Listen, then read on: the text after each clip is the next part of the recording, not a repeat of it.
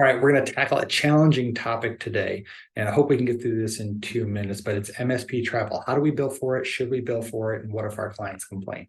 At the end of the day, most travel billing problems come from not having a clear, concise travel billing policy and not communicating that well with our clients. We sometimes have an issue like, do we charge both ways? Do we charge one way? Do we charge half rate? We can have a lot of challenges in there. And at the end of the day, all it does is slow us down and affect our margins.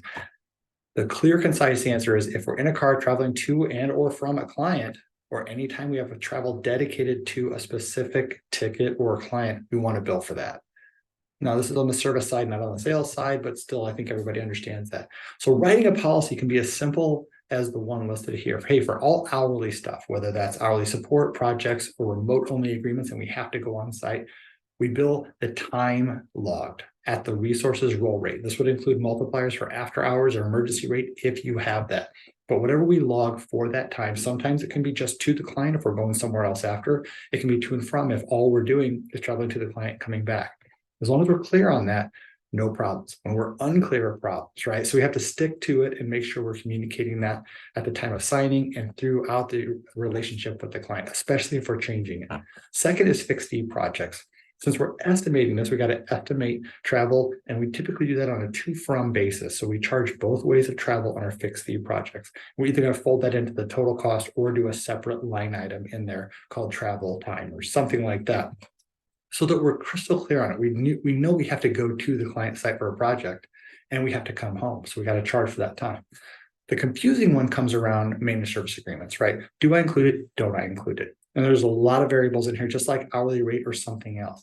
Most MSPs that we see be successful have set a limit on their travel time that's included with their agreements. And so they'll say, hey, we'll include 30 minutes. Now they add that to the cost of the contract, so they're getting paid for it. But anything above and beyond that would just be billed. And we build at a standard rate. We typically don't do after hours or emergency for our full managed service clients.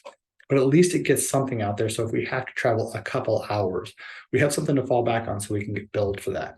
Now, an example here of giving away free travel, right? If we have an 8-user agreement, $125, don't beat me up on pricing, just kind of throwing it out there, $1,000 MSP agreement, pretty decent agreement. And they have a client that's 20 miles away and we take 2 trips per month. You know, we look at the tools cost, $150, the general labor, the support side of it, maybe $200. That would typically get us to our 65% agreement gross profit.